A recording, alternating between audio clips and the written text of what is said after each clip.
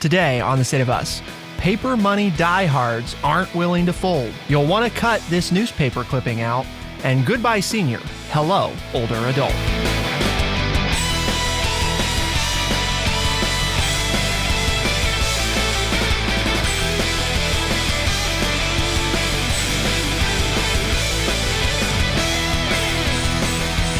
Some 200 years after textile workers smashed newfangled looms here during the first stirrings of the Industrial Revolution, other rebels are worried about a newer tech, tap-and-go bank cards and smartphone payment apps.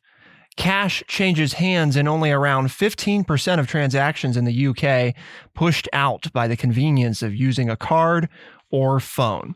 We're going to talk about that and also look at the resurgence of cutting out newspaper clippings, or maybe the lack of resurgence, and goodbye to the term senior and hello to the term older.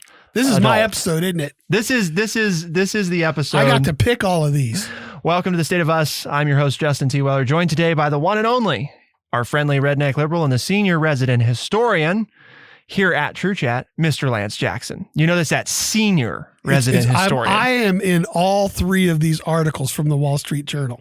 So this is front page. All three of these come from the front page of different Wall Street journals. So it is nice to be remembered and to be thought of. Well, I guess it's fitting that it's on the front page of a printed newspaper. It is. That is true.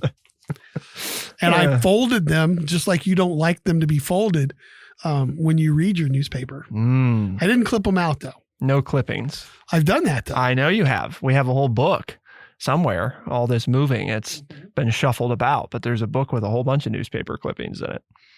So paper money. This is one Lance's. An unlikely coalition is warning people could be losing more than they bargained for.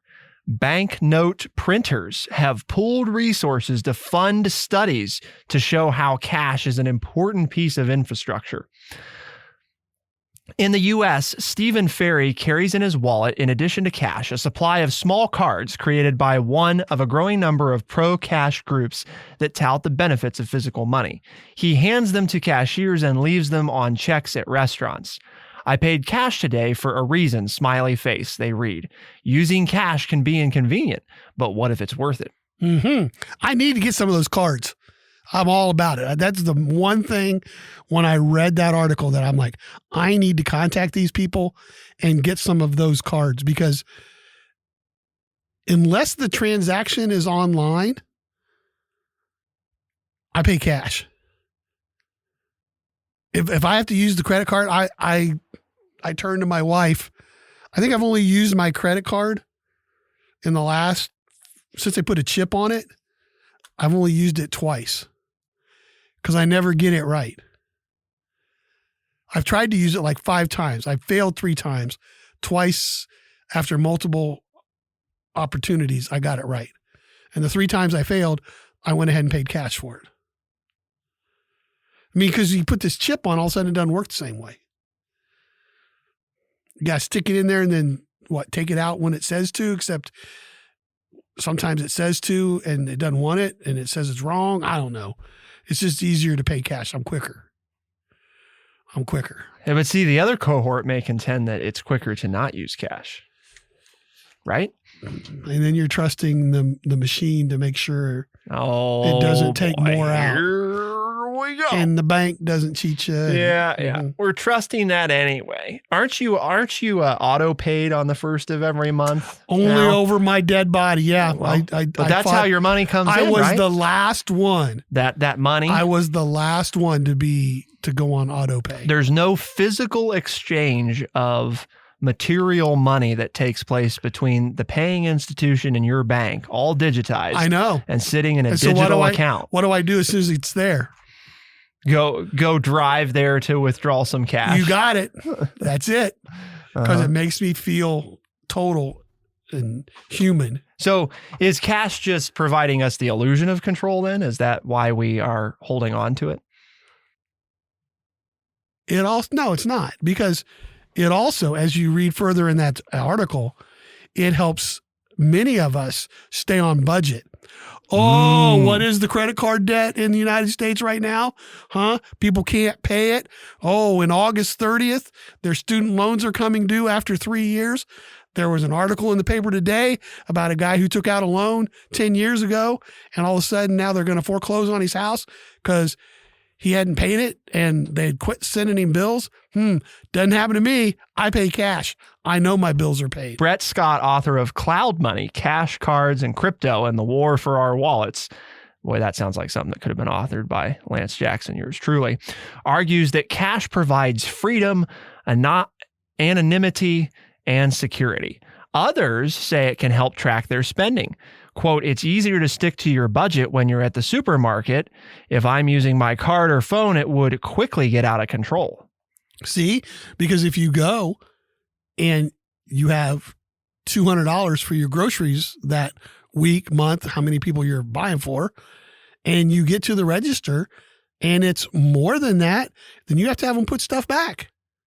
If you had a card, oh, it's an extra $30. Okay. And you do that repeatedly, then all of a sudden, what happens to your electronic funds in your bank that you never touch? It's not there. See, if you have cash, you know whether or not your bill is paid. Isn't the majority of all your wealth and assets, though, not held in cash? I mean, for all of us. I mean, even people who purport to have lots of cash on them. It is, and it drives me crazy that it's not. I want more cash all the time. So the bigger question the article contends is whether bills and coins make a comeback, or on the flip side, insisting on them amounts to little more than a protest against the speed with which the world is changing. One of the subjects of the article has begun using cash to pay her bills at a post office, which in the UK can offer some of the services provided by banks. She concedes it's difficult to use cash for everything. I'm not an absolutist, she said. The pro-cash message is showing signs of getting through. On Keep It Cash Facebook groups, supporters are naming businesses that refuse to take cash. Others describe the difficulty of persuading bank tellers to let them withdraw large sums of folding money. Cash withdrawals ticked up slightly in the UK last year, the result, economists say, of people wanting to stock some away. Okay, well, as you're reading that's fine. But let's talk about when you dine out. When you dine out, you get a bill. And in many restaurants that I go to, there are two prices on the bill. One is if you're paying cash, and one is 4% higher if you're using a credit card, because they're going to make you pay the credit card fee. Also, my local mechanic does that. If you pay with a credit card, you pay 4% more because you pay the credit card company fee that he has to pay to have the credit card available in his store. So by paying cash, I'm saving 4%. Also, if you work in the hospitality industry, I'm more likely to leave you a tip if I'm carrying cash than if I have a credit card. And that tip will be bigger because if I'm forced to use my credit card, it puts me in a bad mood. And so I figure out exactly, and I leave you the exact amount of what a 20% tip is going to be. If I'm paying in cash and I want to get up and leave, and I don't want to wait for you to bring the change back, I might tip you 25, 30% just because of the cash that's in my pocket. A lot of it depends, right, on whether you're shopping in a place that charges a fee or not. Because if you're shopping in a place that doesn't charge a fee, there's a pretty good chance, take Walmart or Kroger or whatever, for example, some mega corporation, they've already built that into their cost structure. So whether you pay cash or card, you're paying the fee regardless. It's just a question of whether or not you're making use of the convenience. Well, some of us like to promote local businesses, sure, and not give it to the man. It's very difficult to completely avoid the man, though. Actually, if you wanted to stick it to the man, when you go to Walmart, you would always pay card because they would be getting less of your money because they have to pay part of it back in processing. You give them cash, they get to keep all of it. Ooh, there's a new conundrum for the friendly redneck liberal. Well, on those rare occasions that he has to go to the man. First of all, you have to go to Walmart. Yeah. And I avoid Walmart like to the extent that you can. Yes. But anytime you go to a mega store, if you're somebody that wants to stick it to that mega store, then you would actually be better off paying card rather than cash. Because if you pay cash, they'll keep 100% of your cash. And if you pay card, they will lose part of that to the processing That's a companies. fair point. It's a fair point because I'm already mad because I have to self-checkout and I get no rebate for that. Right. I might as well. I mean, why don't I get hired for 10 So now you minutes? can rip them off by paying card too. There we go. I think the thing with the processing fees, just to be clear, because that's a common thing cited by folks, it's been outrageous for years. It's still outrageous. There ought to be legislation that caps processing fees to a flat rate per transaction that companies are allowed to charge. We're allowing corporate giants to, basically to rob, small businesses and big businesses, all businesses, of way more than is necessary to profit on the processing The transaction of transactions. people Yes. using You don't their need to card. charge a 3.5% fee on a transaction. You could charge a flat amount because it does cost something, right, folks? I mean, why is there any fee at all? Well, because believe it or not, there's a fee for using cash too. Somebody has to be paid to count that cash, to fill out a deposit slip, to take it to the bank. It has to be paid to take into the bank. The bank spends money processing the cash. There's expense with any kind of money, whether it's card or cash. There is money involved in processing those payments and keeping money flowing from person to person. right because a $4,000 bill It's just as much work. as much process as a $10 item. Right. Yeah, I mean, if you're buying something with a card and it's $10, or you're buying something with a card and it's $5,000, the work involved in getting money from A to B is really no different. The only real difference is that larger transactions may need more review for potential fraud.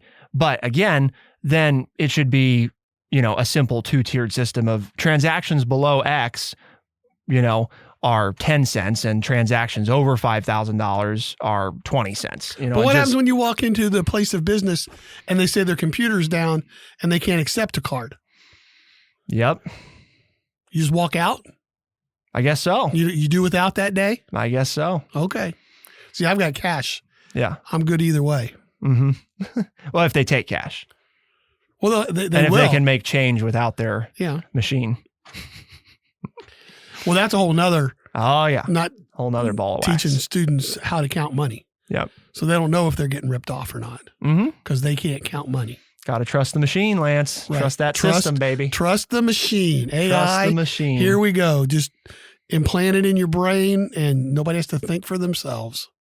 No, but I do think processing fees need to be capped because the reality is we're moving more and more toward a cashless society, and there's no reason to continue to give a portion of everybody's wealth to processing companies. You might as well keep it in the hands of the businesses or the consumers either way. Sad state of affairs. Well, better for the environment. There is that.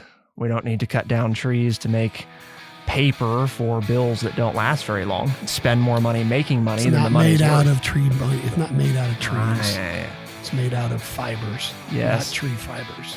Still, Get your argument right. Eco-terrorist. eco-terrorist. He's the friendly redneck liberal today, folks. And the next one he loves just as much. You'll want to cut this one out. Newspaper clippings. Keep it here on The State of Us. We'll be right back.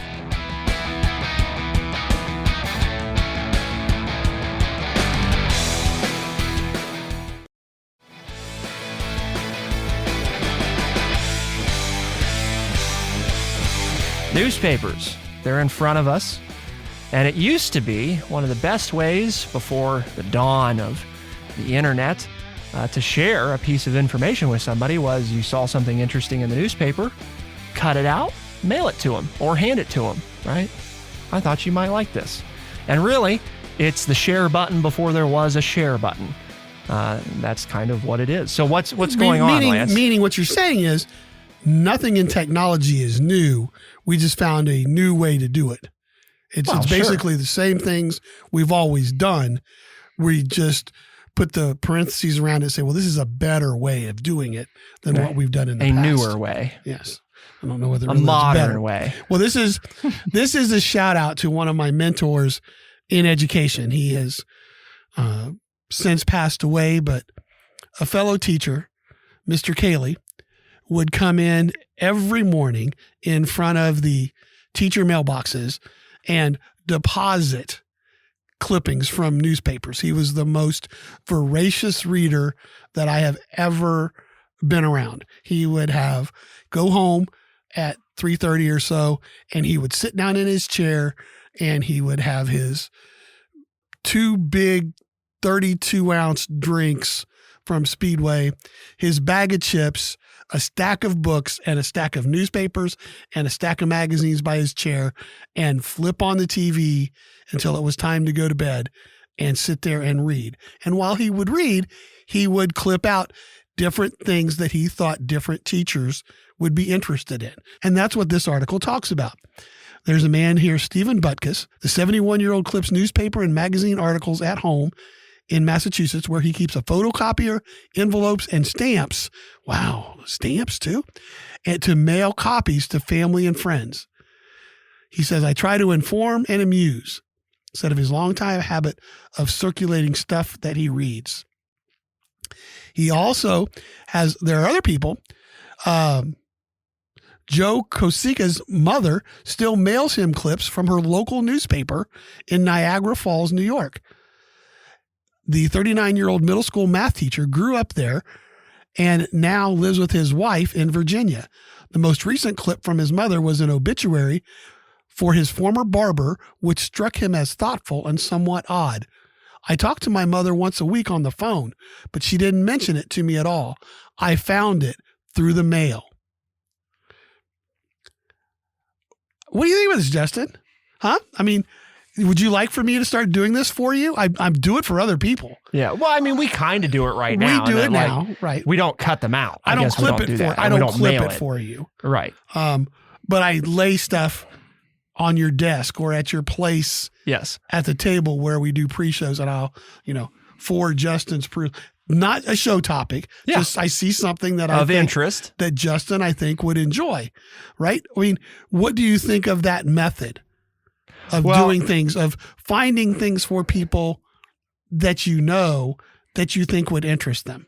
I guess 2 things that I wrote down while you were speaking is this idea going to make a comeback, and are there real benefits? To the first point of, is it going to make a comeback? I guess I would tell anybody that there's very few technologies that I would just count out altogether, and say, just forget it. There's never going to be a resurgence. And I guess I would point to the fact that, for the past decade, vinyl has been making a resurgence. There's an interest in that sort of, retro technology. And even in more recent years, you have both older and younger people who are gaining interest in like VHS tapes and DVDs, which for me is strange. Just like I think I've got some if anybody needs them. It's strange for people, who remember when vinyl was the option. Mm-hmm. It's strange that people would now want to collect. It's like, well, why would you want it? Like, there's so much more convenient ways to do it. Why would you want to do it that way? Same thing with, VHS and DVDs. Like, well, why would you want to? But the point is that it is new to people that didn't grow up with it, and that wasn't the only option to use. So I guess, could it make a comeback? Sure. I think that there's a possibility, that newspapers could. I don't think it's likely. I think what we're more likely to see is some kind of digital version designed to more closely mimic, the relatability of newspaper. But I do think there's real benefits to it, because to your point, Lance, when I share something on social media with somebody, right? And there's a lot of different ways to do that. I could share it to my feed, for example, or I could direct message it to somebody. There's different options for me to get something that I want somebody else to see to them. Just in my experience of when people send me those things, I maybe actually get to end up looking at maybe half of them, maybe a quarter of them, but definitely not anywhere close to all of them. It's just not very personal, and it doesn't take very long to press a share button. So I think one of those is that old human notion that when we physically get a physical thing, regardless of whether it's actually valuable or not, it conveys some sort of real value to people. Somebody took time to clip this out, and in the example of the article, to mail it to me or to remember to bring it with them. And then they gave me a thing, right? When I send you something digitally, it doesn't really feel like I gave you something. I just shared it with you because I didn't really give that to you. It's not yours now. You know what I mean? I just shared with you something else that I saw. Historically, article clipping and sharing dates back to the early 1800s when newspapers started mass production in urban areas, said Eric Lehman, an English professor at the University of Bridgeport in Bridgeport, Connecticut. People would cut out and mail stories as well as advertisements to relatives in rural areas who pasted them into scrapbooks. It was like curating a Facebook page, Lehman said. Sharing information online, quote, seems impersonal now to us. Whoa, almost like I said that. That might explain why some people refuse to drop the clipping habit. Well, every once in a while you say something ingenious, and I wanted to give you the benefit of the doubt there. Every once in a while. Mm-hmm. And well, that's why I keep I'm going to you write this day down in history. Every once Now, in a while. Shirley Finney, 80, of East Hartford, Connecticut, sends clippings from 2 local papers in envelopes adorned, here's your personal thing too, right?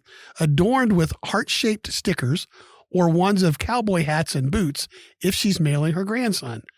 To save on postage, lady after my own heart, Finney tries to include more than one clipping, which she cuts out using her grandmother's pinking shears to make zigzag edges.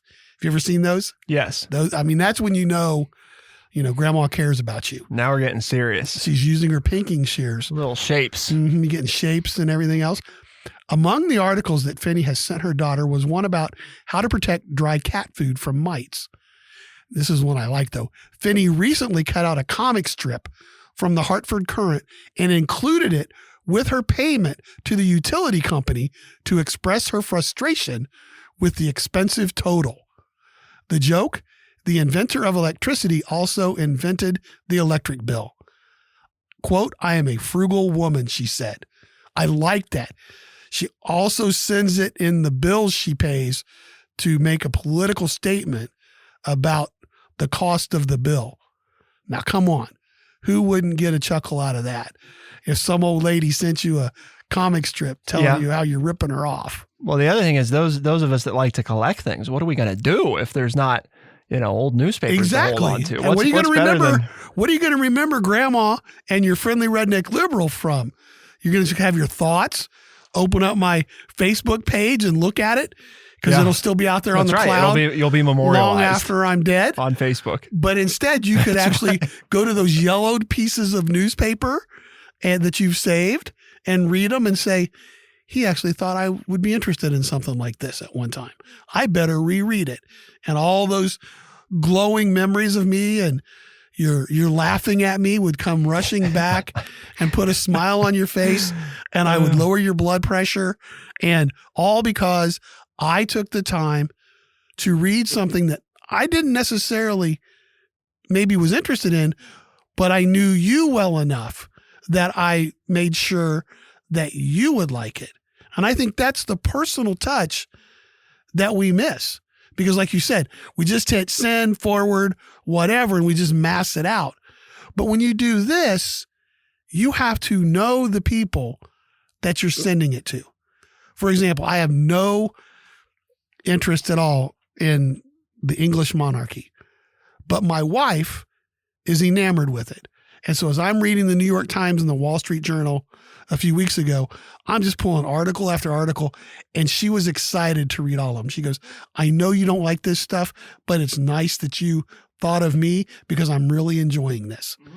And so it's a chance to show those people that you care about that you are on their mind while you're doing another activity, that they are on your mind while you do another activity.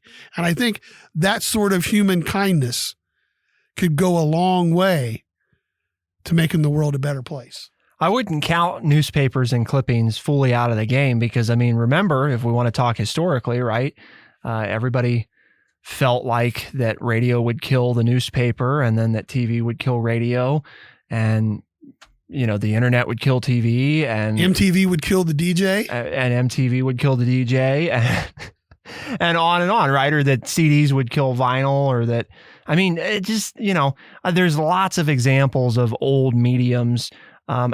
people have thought for centuries that books would be killed off. They've been predicting that for 200 or 300 years now, that they've been gone. But books, those are going to go away. And they're still here, and in fact made a pretty big resurgence during the pandemic. We saw more people reading than have in the past decade or so. So I don't know. I guess when you're talking about humans, logic doesn't always fully dictate the equation. We are emotional beings, and that plays into it. We have a heart. How we connect and tactile experiences are important to people for making connections. So there's a reason that the younger generations are interested in collecting vinyl, for example, and it's not a technical convenience one.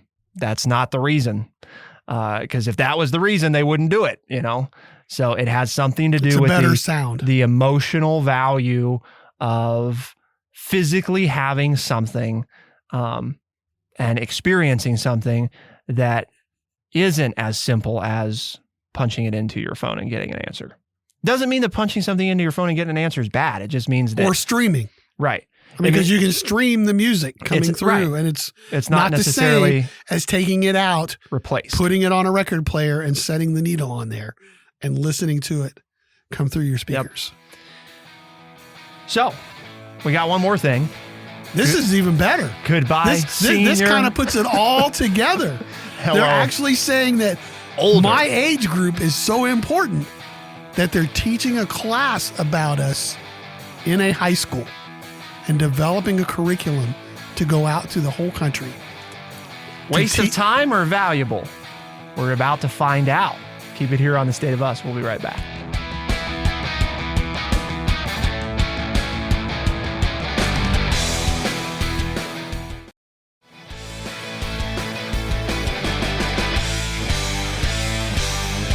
A high school teacher in New York recently asked her students an age-old question. Oh, see the pun there. What age is old? Brace yourself if you were born in the 20th century. Be careful. Brace yourself. Now, before I start throwing some things out, these are real live answers. We have a youngin' in the room, or a more youngin' in the room. He was born in this century. But before I start reading, yes, he was.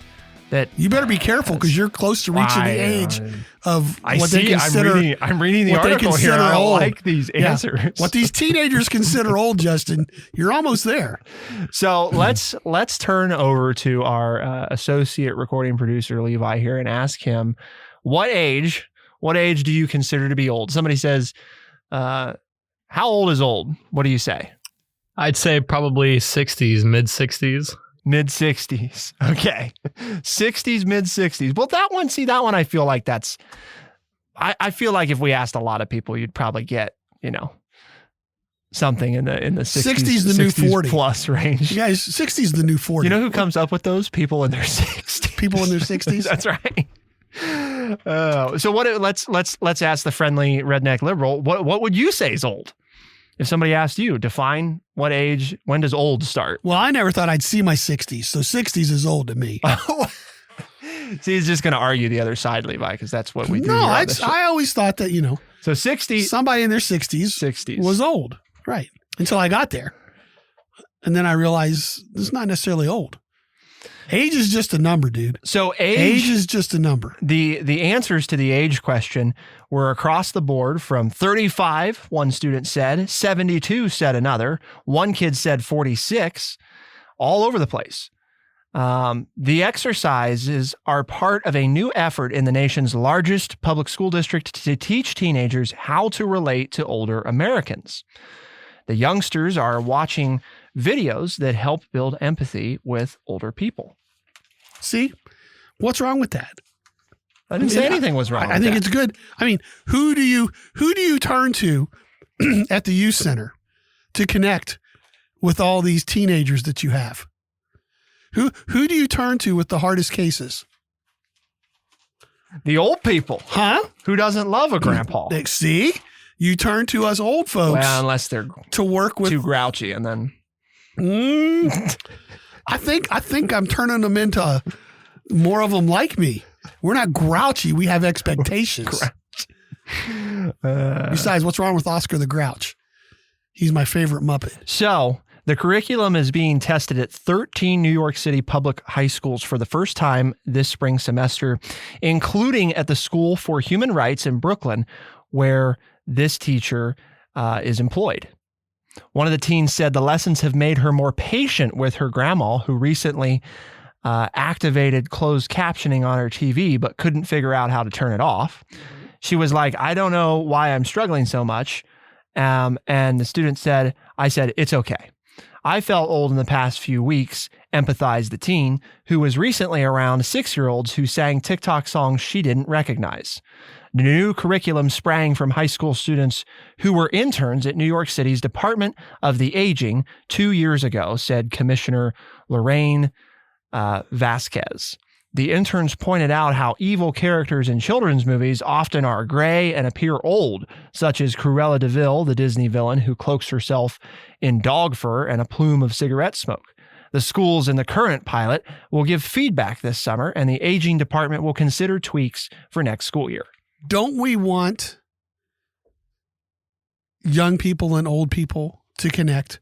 Isn't that something that in a society that we should value if we don't value it? Because old people have what? They have experience. What is it that young people lack? Experience. What is it that younger people have that older people don't? Is they have an energy and a strength that old people don't. So the smart young people learn from the older people, and then they can apply it, and with their energy get more done and accomplish more than the older person can. Or the ignorant younger person can totally dismiss what the older person has to say and then make the same mistakes that the older person made and waste their time and not accomplish as much as they could. For example, I've been talking to our intern about how to invest money. Yes. And he is all into that. And if he does that, he's going to learn from my mistakes and get an earlier start. Get ahead. Okay. But he wouldn't have known that because the only other person that had talked to him about it was his dad, who is not, way older, way younger than me. So again, he's getting solid advice from older people that if he listens to, he won't make the same mistakes that we did. So, and then there's family stories, family history. Justin, I know you're big on that. Where do those come from? Yep. Those come from grandma and grandpa at the dinner table or at Thanksgiving or at Christmas. And you learn about your family and you learn about your family history. If you just poo-poo old people, then you don't have that connection. If you don't listen to people who have different color hair. By the way, you young people with your purple and orange and pink hair, that's a different color. Why are you hating on white? It's a societal thing because, there are some cultures, right, where we revere those people. And really, it's not about one being better than the other, to Lance's point. It's not about young being better than old or vice versa. They each are good in different ways. And that's the whole point of building that empathy and ability to work together. There's a lot of value for both to provide the other. The young can help the old figure things out that they might have a harder time, navigating on their own. And the old can instill that wisdom to hopefully help the young avoid some of the mistakes that they made and not have to go through quite as much pain or suffering. So those are just simple give and takes, but why not take advantage of that? So much animosity in the world today between different groups of people. What's wrong with teaching that understanding and breaking down some of those stereotypes in any phase, in any relationship, so that, we learn to treat each other with more respect. It's like when I go up and, the cashier's younger and they're making jokes about me being old. And I'm like, well, can you count my change? Yeah, I can. I said, well, there you go. I'm impressed, And they go, well, I'm just teasing you. I said, well, I'm teasing you back. And then when I go the second, third, or fourth time, they fight over getting to wait on me because we've developed that rapport and that respect with one another. You can't do that with the electronic You can't do that kiosk. with a credit card or the electronic kiosk. Okay. And this is towards Levi. They got some teenagers up and they said, do some exercises like an old person. And they came in and they did jumping jacks and struggled to bend over to touch their toes. And then they brought in some real life 60-year-olds who could do things on the yoga mat that the teenagers couldn't do. So, I was teasing him last night because, he's going to go work out at the Y. Oh, yeah. And so we started lifting things around the youth center. And they got tired before I did. So I said, yeah, maybe you guys do need to go lift. As part of my generation, I can agree with that. Because, when you just sit around marshmallow and muscles. watch TikTok videos, yep. all of a sudden you don't have the You're muscles squishy. of a 60-year-old who's chopping wood and, loading up trucks and pushing lawnmowers and all that kind of stuff, right? And doing work. That's right. Oh, boy. Now, just because if they did work, they could work maybe 6 hours a day for 4 or 5 days in a row, and I'm good for one day, and then I need 2 days off. Right. But I can outwork them on a single day. When I'm working. That's right. Aren't we still fighting redlining in housing? Segregation and housing. And now we're going to do that. Well, we got all this senior living places, and it's not that there's anything wrong if you want to live in a place like that, but don't we want our old people to live among our younger communities and vice versa to be able to help and assist one another? Unless we get them together, we just exaggerate the stereotypes instead of explaining the stereotypes, and then they go away, and then we can make some progress. So, Lance, why'd we have this conversation today? Was there a point? Yeah, because I like this stuff, and I finally got to choose the topic for the day. And so notice that I had to pick out 3, whereas you just get one, and we talk about it all the time. I picked out 3 different ones. But we did that because we have a mission here at True Chat, and that's not to discriminate against the old person in the room. Also, I thought that was... we have another mission statement. I just wrote that part in. Oh, okay. But the real mission statement is to educate people by providing honest, open, and respectful conversations. And hopefully you enjoyed today's show. It gets some conversations going, and you can find the newspapers that these are in, and you can run a copy of them and cut them out and give them to your friends, or you can tell them about the show and tell them as a podcast. They can find us on Spotify, Overcast, Stitcher, Apple Podcasts, and everywhere podcasts are found. The State of Us releases new episodes Tuesdays and Thursdays, first thing in the morning. Those same episodes are heard on AM and FM radio stations across the country on the weekends. For The State of Us, I'm Justin T. Weller. I'm Lance Jackson. Special thanks to associate recording producer Levi LaForge and senior editing producer Bradley Bush. Thank you all, our audience, for tuning in. We'll see you next time. Be the change.